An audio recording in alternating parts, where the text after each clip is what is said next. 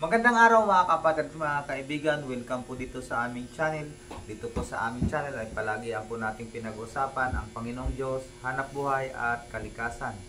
Ang babasahin po natin sa Biblia ay matatagpuan po natin sa Korinto, unang Korinto 13:4 hanggang 7. At manood po kayo hanggang sa dulo ng ating video dahil magkakaroon po tayo ng shoutout sa ating mga solid supporters. Basahin na po natin.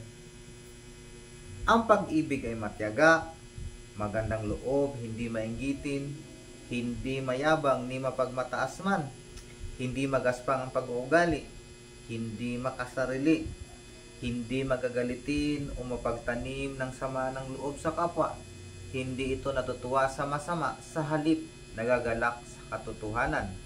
Ang pag-ibig ay matiisin, mapagtiwala, puno ng pag-asa at nagtyaga hanggang wakas.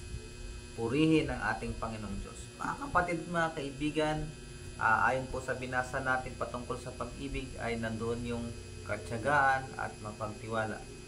Patuloy po tayo ingatan at sama ng ating Panginoong Diyos hanggang sa sunod po natin na video.